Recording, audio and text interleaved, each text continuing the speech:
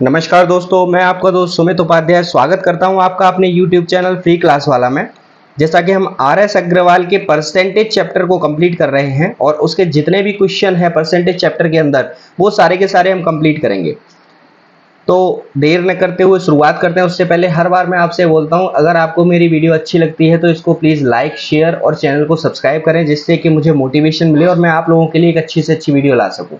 ठीक है, देखिए क्वेश्चन नंबर 78 जो क्वेश्चन है इसको हम एक सेपरेट शॉर्ट वीडियो में बनाएंगे, क्योंकि ये थोड़ा कैलकुलेशन ज़्यादा है और यहाँ पर हम अभी करेंगे तो इसमें ना टाइम वेस्टेज होगा। तो इसलिए इसके लिए हम इसको होल्ड पर रखते हैं और इसके लिए एक सेपरेट वीडियो बनाएंगे। ठीक है, होल्ड पर रखते हैं और इसके लिए हम सेपरेट वीडियो बनाएंगे। ठीक है, चलिए बढ़ते हैं क्वेश्चन नंबर 79 की तरफ। क्वेश्चन नंबर 79 कह रहा है कि एक परीक्षा में सफल होने के लिए 33% अंक चाहिए। एक छात्र ने 125 अंक प्राप्त किए और वह 40 अंकों से फेल हो गया, तो कुल पूर्णांक बताइए। देखिए एक चीज है, ये क्या कह रहा है, परीक्षा में पास होने के लिए कितने चाहिए, कहते हैं सर पास के लिए चाहिए 33%। ठीक है, और परीक्षा में परीक्षार्थी जो छात्र था वो फेल कितने से हो गया, फेल हो गया सर 125 अंक प्राप्त करने के बाद 40 अंकों से फेल हो गया। यानी अगर वो 125 अंक प्राप्त करता और 40 अंक और प्राप्त करता तो वो 33% अंक प्राप्त कर लेता, क्यों पास हो जाता, क्योंकि यही कह रहा है ना क्वेश्चन, पास होने के लिए 33% अंक चाहिए।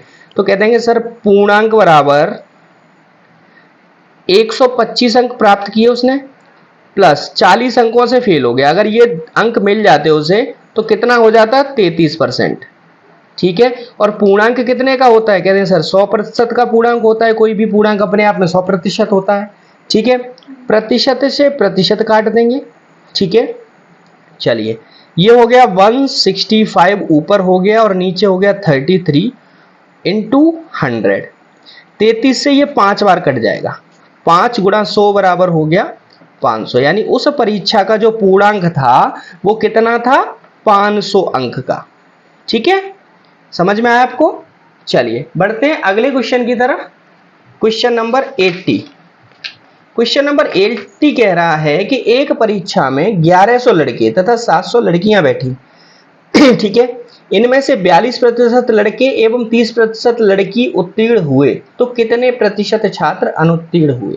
ठीक है, तो सबसे पहले तो देखिए कुल छात्र कितने हैं, कहते हैं सर कुल छात्र यानी कुल कितने विद्यार्थी हैं, 1100 तो लड़के हैं, ठीक है, प्लस 700 लड़कियां हैं, टोटल कितने छात्र हैं, 1800। ठीक है, 1800 छात्र हैं। इनमें से 42% लड़के तथा 30% लड़की उत्तीर्ण हुई। तो देखिए लड़के कितने हैं, 1100। अब 1100 के कितने प्रतिशत उत्तीर्ण हुए, सर 42%। तो फेल कितने हुए होंगे, फेल हुए होंगे 58%। ठीक है, तो कहते हैं सर फेल परीक्षार्थी 1100 के 58% तो लड़के फेल हुए, प्रतिशत का मतलब बट्टे 100, प्लस 700 लड़कियां हैं, इनकी 30% पास हुई, तो फेल कितनी हुई, 70%। कह देंगे सर 70% फेल हुई, प्रतिशत का मतलब बट्टे 100।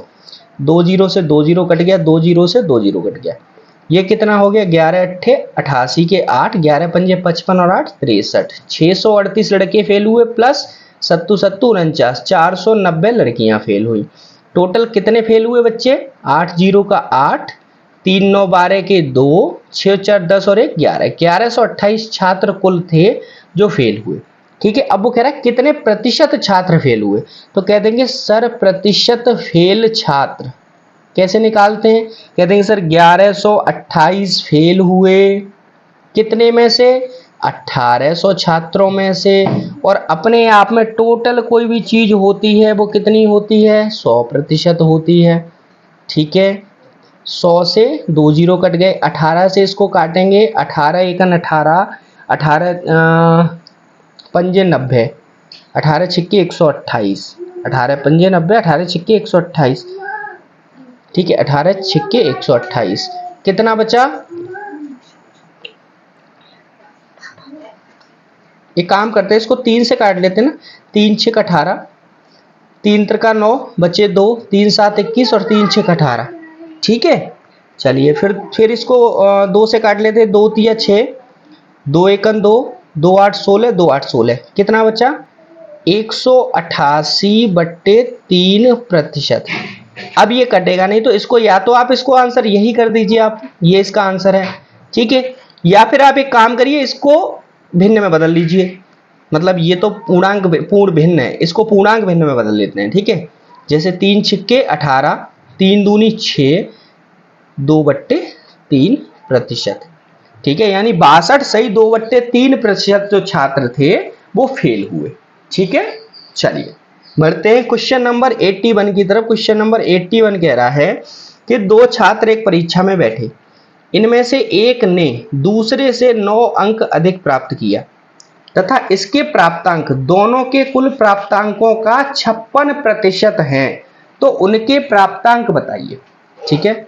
एक ने दूसरे से 9 अंक अधिक प्राप्त किया, तो मान लेते हैं सर पहला जो छात्र है उसने अंक प्राप्त किए प्लस दूसरा जो छात्र है उसने अंक प्राप्त किए, ठीक है। लेकिन दो छात्र एक परीक्षा में बैठे, इनमें से एक ने इसने दूसरे से 9 अंक अधिक प्राप्त किए, तो इसने मान लेते हैं x प्राप्त किए, इसने प्राप्त किए कितने सर 9 अंक, x प्लस 9 यानी 9 अंक अधिक प्राप्त किए। अब कह रहा है कि इन दोनों के प्राप्तांक, इसके प्राप्तांक यानी इसके जो प्राप्तांक हैं वो दोनों के प्राप्तांकों के 56% के बराबर हैं। कितने प्रतिशत के बराबर हैं? 56% के बराबर हैं, ठीक है। तो कह देंगे सर x के सेकंड के प्राप्तांक प्लस x प्लस 9 इसके प्राप्तांक के 56% बराबर किसके? पहले के प्राप्तांक यानी x प्लस 9%, x प्लस 9% नहीं सॉरी x प्लस 9 के बराबर है, यही तो कह रहा है वो, ठीक है। चलिए अब इसको सॉल्व कर लेते हैं। क्वेश्चन कह रहा है इनमें से एक ने दूसरे से 9 अंक अधिक प्राप्त किए, ठीक है, तथा इसके प्राप्तांक दोनों के कुल प्राप्तांकों का 56% है, दोनों के कुल प्राप्तांकों का 56% है, ठीक है। तो इनके प्राप्तांक बताइए, ठीक है, दोनों के कुल प्राप्तांकों का 56%, ठीक है। तो ये कितना हो गया? इसको कह देंगे सर 2x प्लस 9 और ये इंटू 56/100 और इधर हो गया x प्लस 9, ठीक है। 4 एकन 4, 4 चौका 16, ठीक है। 4 से ये 25 बार कट गया। अब इसको क्रॉस मल्टीप्लाई कर लेंगे तो 14 का इधर गुणा करेंगे, 14 दूनी 28x प्लस 14 निम 126, 9 चौक 36 के 6, 9 एकन 9 और 3 12, ठीक है। अब 25 का इधर गुणा करेंगे, 25x प्लस 25 निम्मा 225, ठीक है। इसको इधर ले आएंगे, इसको उधर ले आएंगे, ठीक है। ये हो गया 28x माइनस 25x, ये इधर आएगा तो माइनस का हो जाएगा, ठीक है। अब 126 उधर जाएगा तो माइनस का होगा, ठीक है। 225 माइनस 126, 3x इधर बचे, ठीक है। 15 में से 6 गया 9 बचा, ठीक है। और 11 में से 2 गया 9 बचा 99, तो x इज इक्वल टू कितना हुआ 33, 33 बार कट जाएगा x की वैल्यू, यानी पहले ने जो प्राप्तांक प्राप्त किए वो प्राप्त किए 33 और दूसरे ने प्राप्त किए कितने 33 प्लस 9 इज इक्वल टू 42, ठीक है। कहते हैं सर दोनों के जो प्राप्तांक हैं एक के 33 हैं और दूसरे के 42 हैं, ठीक है। चलिए बढ़ते हैं क्वेश्चन नंबर 82 की तरफ। क्वेश्चन नंबर 82 कह रहा है कि एक परीक्षा में एक छात्र ने 20% अंक प्राप्त किए तथा वह 30 अंकों से फेल हो गया। इसी परीक्षा में दूसरे छात्र ने 32 अंक प्राप्त किए तथा उसने उत्तीर्ण से 42 अंक अधिक मिले, तो पास होने का कम से कम कितने प्रतिशत अंक चाहिए, ठीक है। वो ये कह रहा है पास होने के लिए कम से कम कितने प्रतिशत अंक चाहिए। चलिए देखिए ऐसे सवालों के लिए एक ट्रिक है, उस ट्रिक को थोड़ा ध्यान रखिए। देखिए अंतर, अंकों का अंतर, अंकों के अंतर यानी जो अंकों में जो अंतर है ना, ठीक है, उसका योग करेंगे, का योग बट्टे पूर्णांक निकालने की ट्रिक है ये। पूर्णांक, अगर हमें पूर्णांक निकालना है कि कितना पूर्णांक है ठीक है, तो उसके लिए हम एक ट्रिक इस्तेमाल करेंगे, अंकों के अंतर का योग, यानी जो अंक है यानी 33 अंक ये प्लस 42 अंक ये अंतर ही तो है, इनका योग, ठीक है, बट्टे प्रतिशत अंकों का, कितने प्रतिशत अंक का अंतर, प्रतिशत अंक का अंतर, ठीक है, गुणा, ऊपर ही आएगा ये गुणा बीच में बिल्कुल 100%, ठीक है, थोड़ी जगह कम पड़ गई। ये जो ट्रिक है ये आप ध्यान रखिए, पूर्णांक अगर आपको कभी निकालना हो, क्योंकि जब तक हमें पूर्णांक पता नहीं होगा हम प्रतिशत कम से कम मार्क कैसे बता सकते हैं, ठीक है। चलिए, तो इसका क्या करते हैं, अंकों के अंतर का योग, पहले के अंतर कितना है यानी 20% प्राप्त किए, 30 अंक से फेल हो गया तो ये अंतर है 30 अंक का, 32% प्राप्त किए और वो 42 अंक अधिक मिले, तो ये अंतर दोनों का हो गया योग। तो कहते हैं सर पूर्णांक बराबर ऊपर का 30 एक का और एक का 42 बट्टे प्रतिशत का अंतर, यानी प्रतिशत, एक को 30 मिले एक को 32, सॉरी एक को 20 मिले एक को 32, ठीक है, तो 32 माइनस 30 प्रतिशत गुणा 100%, ठीक है, प्रतिशत से प्रतिशत कट गया, ऊपर आ गया 72 अपॉन नीचे आ गया 12 इंटू 100, 12 से 6 बार काट दिया, 6 गुणा 100 हो गया 600, 600 अंक, ये तो आ गया पूर्णांक, ठीक है, क्या आ गया पूर्णांक। अब हमको क्या चाहिए, पास होने के लिए प्रतिशत अंक चाहिए, ठीक है, पास होने के लिए प्रतिशत अंक, तो कह देंगे पास को प्रतिशत अंक बराबर, ठीक है, कितने अंक प्राप्त किए उसने, भाई किसी से मान लो, या तो इससे मान लो या इससे मान लो, एक से किसी से भी मान लो, भाई एक ने कम प्राप्त किए एक ने ज्यादा प्राप्त किए हैं, ठीक है, कह देंगे सर पास प्रतिशत, कह देंगे 600 अंक का कितने प्रतिशत प्राप्त किया, 20%, ठीक है, कितने प्रतिशत प्राप्त किया सर, 600 अंक का 20% प्राप्त किया, ठीक है, प्रतिशत हटा दो आप, बट्टे में 100 लिख दो, और प्लस कितने अंक से फेल हो गया, 30 से, यानी 30 कम आए तो 30 अंक उसे और मिल जाते तो वो प्रतिशत से पास हो जाता, ठीक है। चलिए, मतलब टोटल अंक कितने आए, ये प्रतिशत अंक हैं, अभी तो केवल अंक निकाल रहे हैं हम, प्रतिशत अंक अभी निकालेंगे,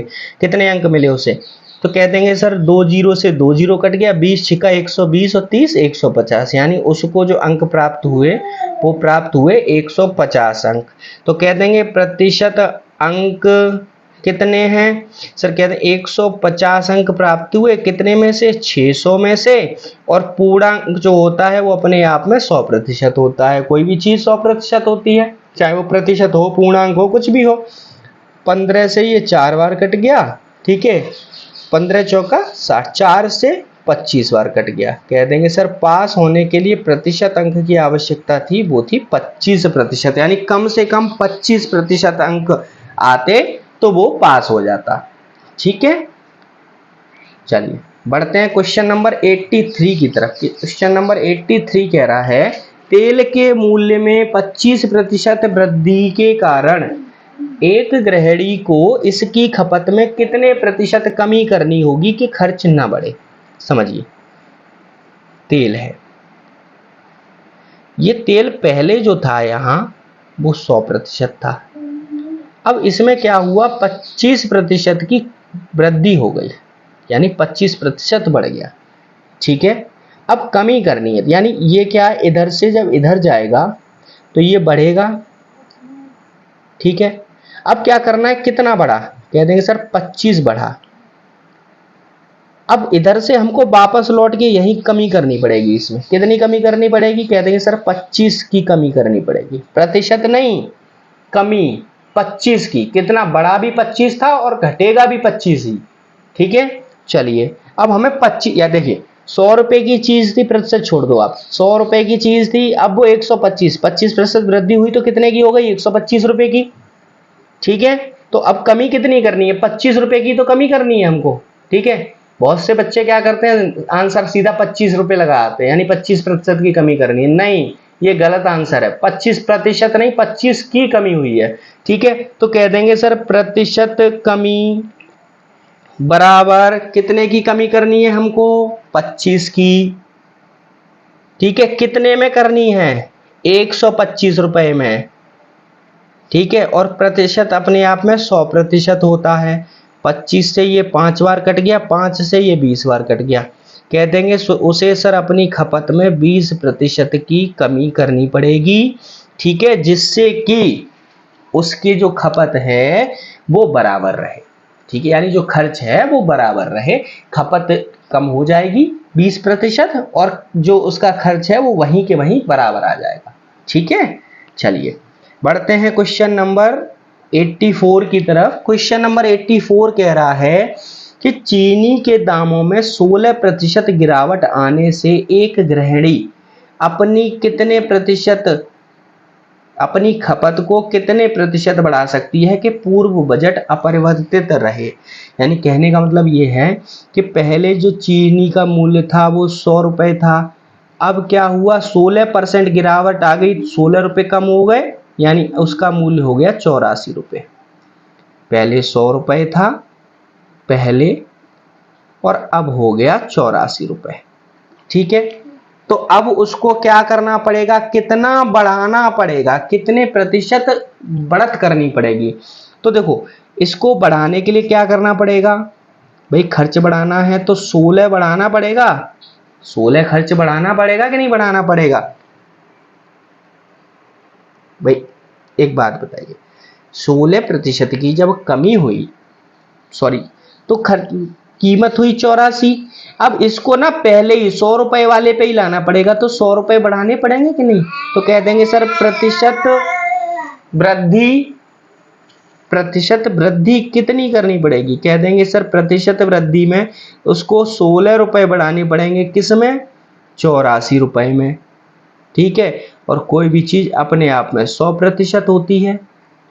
4 से 4 बार, 4 से 21 बार, कितने बार?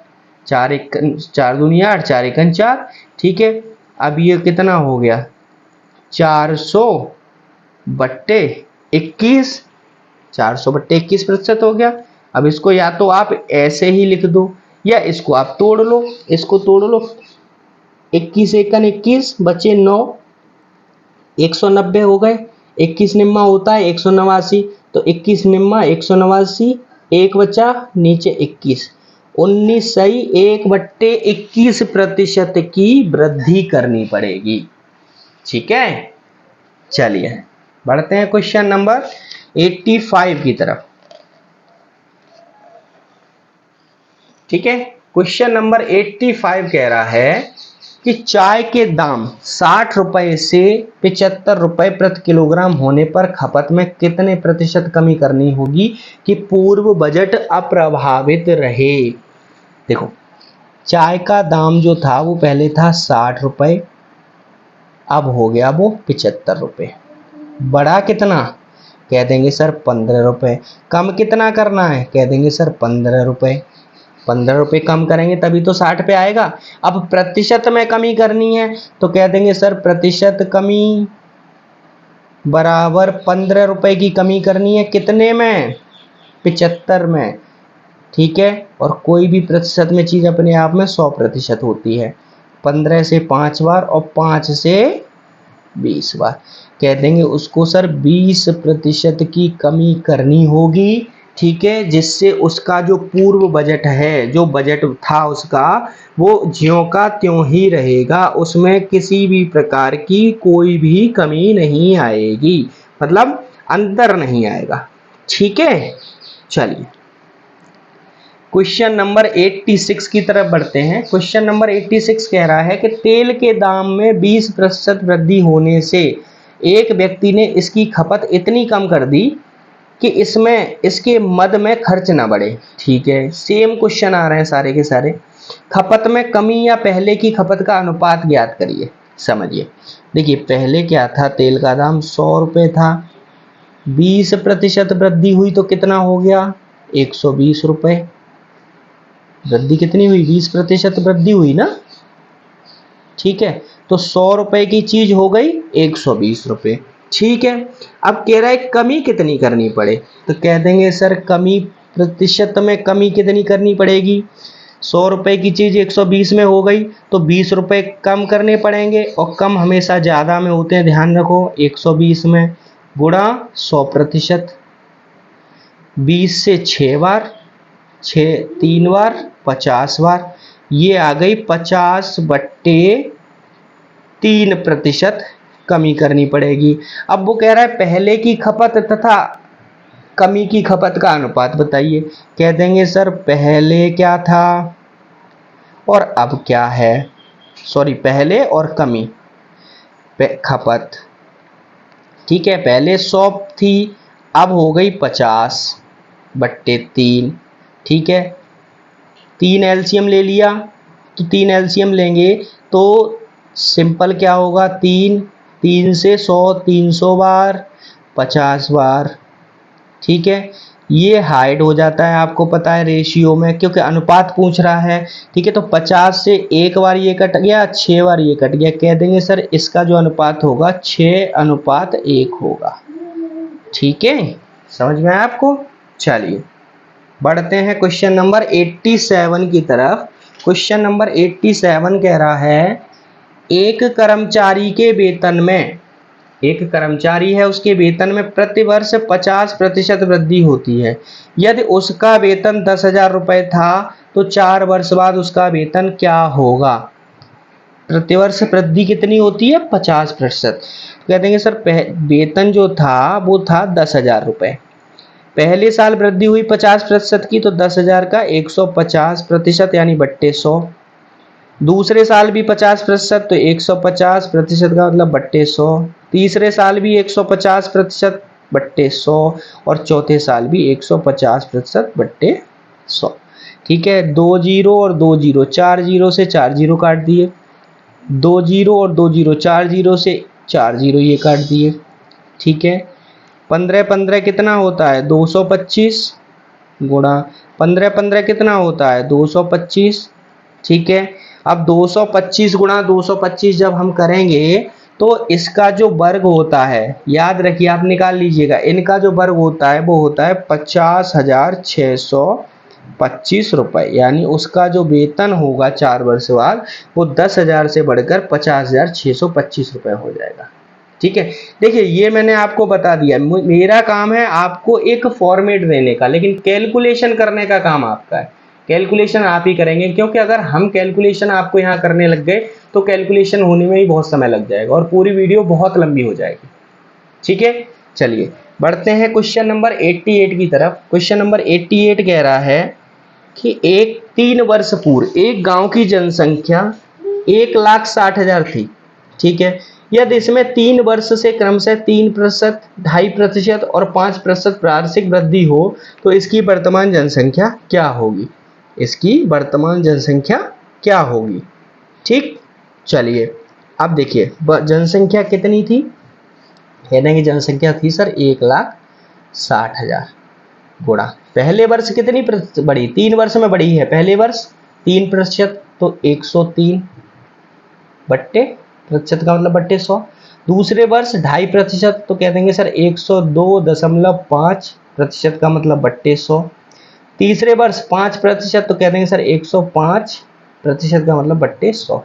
अब इसको आप सॉल्व कर लीजिए, 2 और 2 4, 4 जीरो से तो आपके ये 4 जीरो कट गए, ठीक है। 1 दशमलव ये हटाया और नीचे में गुणा 10 आ गया, क्योंकि 1 हटाएंगे दशमलव तो नीचे 10 आ जाएगा। अब ये कितना हो गया? 1,000। अब आपके पास में आ गया 16 गुणा 103 गुणा 102.5 यानी 1,025 गुणा 105 बट्टे नीचे में 1,000, ठीक है। आप इसको सॉल्व करिए और सॉल्व करने के बाद इसमें जो आंसर आएगा ना आपका, वो आंसर आएगा 1,77,000, ठीक है,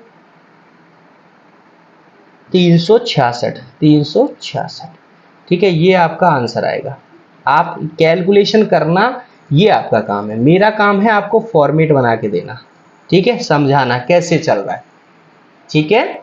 चलिए क्वेश्चन नंबर 89 की तरफ बढ़ते हैं। क्वेश्चन नंबर 89 कह रहा है कि 2 वर्ष पहले एक कस्बे की जनसंख्या 62,500 थी, 2 वर्ष पहले एक कस्बे की जनसंख्या 62,500 थी। कस्बे को छोड़कर शहर जाने वालों की वजह से यह प्रतिवर्ष 4% घटती है, तो कस्बे की वर्तमान जनसंख्या कितनी होगी?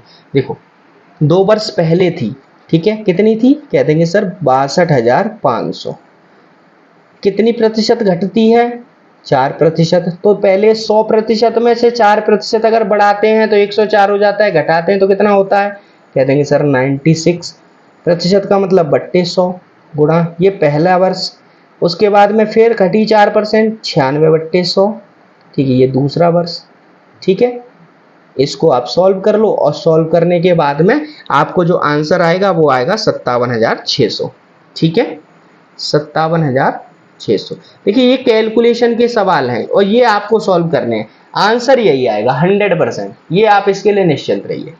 ठीक है, चलिए बढ़ते हैं इसको। ये देखिए कैलकुलेशन आपका काम है, कैलकुलेशन करना मेरा काम है, आपको केवल फॉर्मेट बना कर देना। ठीक है, कि कैसे सॉल्व करेंगे इसको, ठीक, लेकिन कैलकुलेट तो भाई आपको ही करना पड़ेगा। ठीक है, क्योंकि मुझे अगर कैलकुलेट करना है, एग्जाम आपको देना है। ठीक है, कैलकुलेट अगर मैं ही करूंगा, ठीक है, तो मैं तो कैलकुलेशन कर लूंगा, मुझे तो बताने की आवश्यकता ही नहीं है आपको। ठीक है, चलिए बढ़ते हैं क्वेश्चन नंबर 90 की तरफ। क्वेश्चन नंबर 90 कह रहा है कि एक जिले की जनसंख्या 64,000 है, इसमें 2.2 वार्षिक दर से वृद्धि हो रही है, 3 वर्ष बाद इसकी जनसंख्या क्या होगी? ठीक है, तो 2 दशमलव कितनी 2.1/2%, ठीक है, की दर से वृद्धि हो रही है।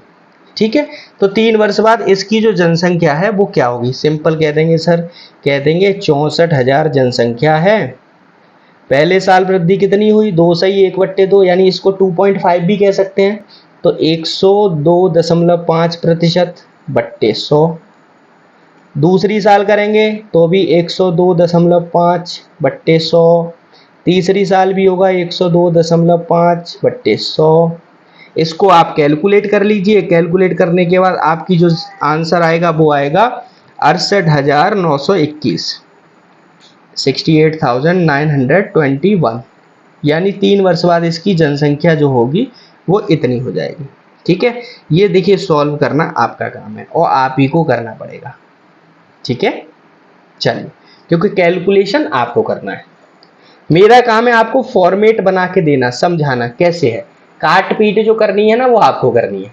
चलिए बढ़ते हैं क्वेश्चन नंबर 91 की तरफ। क्वेश्चन नंबर 91 कह रहा है कि एक कस्बे की जनसंख्या में 4% वार्षिक दर से वृद्धि हो रही है, ठीक है, पर कस्बा छोड़कर शहर जाने वालों के कारण आधा प्रतिशत 1/2% की दर से कमी भी होती है, तो 3 वर्ष बाद जनसंख्या में कितने प्रतिशत वृद्धि होगी? तो कह देंगे पहले तो देखो वृद्धि कितनी हो रही है, कह देंगे सब वृद्धि हो रही है 4% की, और कमी कितनी हो रही है? कमी हो रही है सर 1/2% की।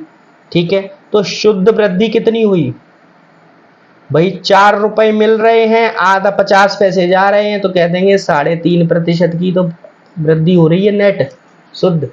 4 रुपए हमको मिले, आधा रुपया यानी 50 पैसे चले गए, तो कितने शुद्ध रुपए मिले? 3.5 रुपए ही तो मिले।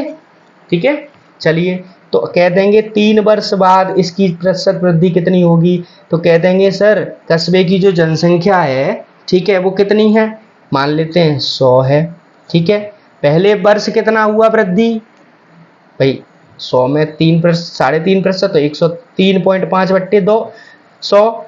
ठीक है, दूसरे वर्ष भी सेम वृद्धि होगी, ठीक है, और तीसरे वर्ष भी सेम वृद्धि होगी बट्टे 100। ठीक है, इसको आप सॉल्व कर लीजिए, सॉल्व करने के बाद में जो आपका आंसर आएगा, ठीक है, वो आंसर आएगा आपका 110.87। ठीक है, 110.87। ठीक है, लेकिन 110.87 ये क्या हुआ? ये हुआ कि 3 वर्ष बाद जो जनसंख्या थी वो जनसंख्या कितनी हो गई? पहले 100 थी, 100 से बढ़कर हो गई 110.87।